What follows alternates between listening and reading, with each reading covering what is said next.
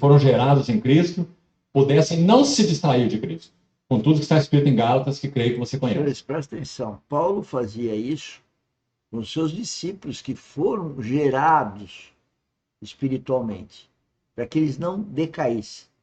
Imagina nós aqui, que nós não temos origem em famílias religiosas, família religiosa,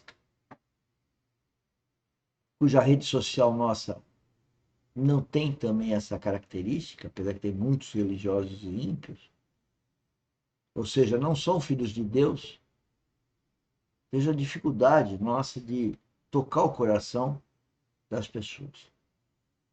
Mas eu também sei, e falo aqui, hora e outra, que 5% dos seres humanos têm um novo nascimento.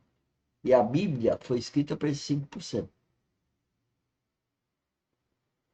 Muita gente fala que é cristã, mas é um cristão nominal, usa a Bíblia para uma religiosidade, mas não tem a vida espiritual. E esses preletores todos, e a própria Bíblia fala disso. Celebrações, cerimonialismo, etc. E eles se voltassem de novo para o princípio, para o Cristo que eles viram exposto como que crucificado. Ele diz assim a eles em Gálatas 3. Por que Paulo teria essa capacidade de sofrer assim, essas dores de parto? E nós conhecemos a história dele, sabemos o quanto ele sofreu, de tantas maneiras. E não só sofrimentos externos, físicos, sofrimentos pelas assembleias. Então, esse sofrimento de Paulo pelas assembleias significa pelos grupos de pessoas que ele criou ou que tinha algum relacionamento como orientador da vida espiritual. Vamos falar nos termos que falamos aqui na academia. Nós fazemos a mesma coisa. Fazemos a mesma coisa. Os termos dos dias de hoje e com esses equipamentos eletrônicos, canal YouTube, rede social, e falando com as pessoas que trabalham conosco, mas elas não conseguem compreender. Poucos conseguem compreender. Eu cada dia percebo que eu estou mais distante desse plano. Mas Paulo também falava isso. O Paulo, assim como esses preletores, se relaciona com uma assembleia de pessoas que, segundo o padrão deles, é o novo nascido. Eu não. Eu aqui, nós aqui, falamos com um universo extremamente contrário a isso. Então, aqueles que tocam por aqui falam, poxa, mas ninguém segue, ninguém vê, não curte. Eu já sabia disso. É lógico que a gente deseja que tenha muita gente. O trabalho que a gente está fazendo é para a glória de Deus. O trabalho que a gente está fazendo aqui é pedido de Jesus Cristo, quando falou, ide a todo mundo pregar o evangelho. Então, Deus me encaminhou para cá, para me estruturar aqui, eletronicamente, fazer o melhor que eu possa fazer, não só aqui nas lives, mas no dia a dia com os negócios, que todos os meus negócios são negócios do patrimônio intelectual, corporal, intelectual, cultural, material que Deus me deu.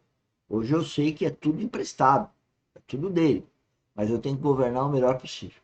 E a gente se depara todo dia com uma governança onde foi orientado, onde que nós caímos na cilada do inimigo. Mas eu queria lembrar da vida de Jó.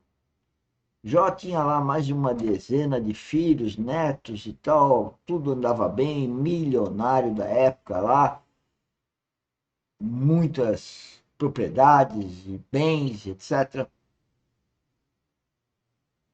Um bom menino, respeitado.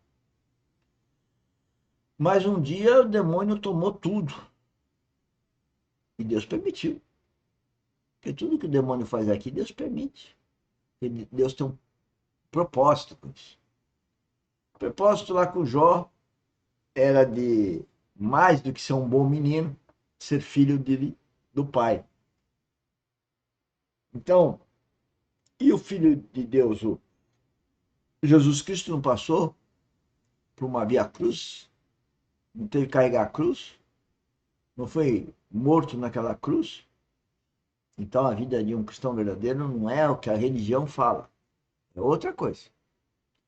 E estou aqui com os preletores, tem mais de 7.000 vídeos lá, quase 8.000 vídeos, que vocês podem ver o currículo de cada preletor que eu ponho aqui, perceber que nenhum está ligado à religiosidade, não há nenhuma denominação religiosa e tampouco pedem dinheiro. Tampouco são aqueles,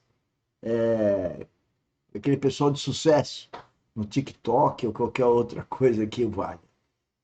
Então, perceba que essa tal fama, esse desejo de fama, é totalmente contrário à vontade de Deus. Toda fama, toda glória é de Jesus Cristo. A parte ele mesmo as estabeleceu pela graça do Senhor. Sofreu por essas assembleias. Por quê? Porque ele tinha essa capacidade. Por causa da visão celestial. E para mim é tão especial, nesse versículo de Daniel, essas duas coisas serem colocadas. Então, por favor, não passe por alto sobre isso. Pense sobre isso. Vou colocar a mesma coisa com outras palavras.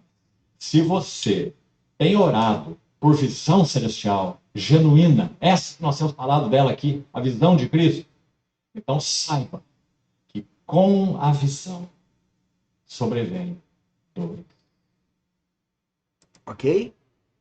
A visão espiritual sobrevém dores.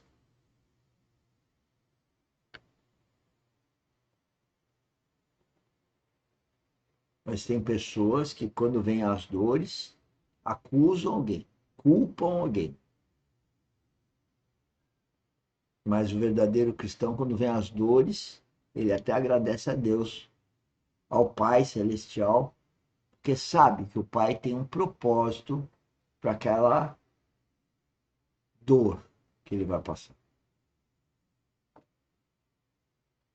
Pensem nisso. Dores de pai. Aliás, a palavra de Daniel, por causa da visão, é que me sobrevieram. E aí, meus irmãos, eu não vou interpretá-las, não. Porque tem um mestre muito melhor para interpretá-las, é o Espírito Santo. Interpretar para você quais são as suas dores. Não é dores por causa de seu bem-estar ser afetado, não. São dores por causa da visão que o Senhor tem.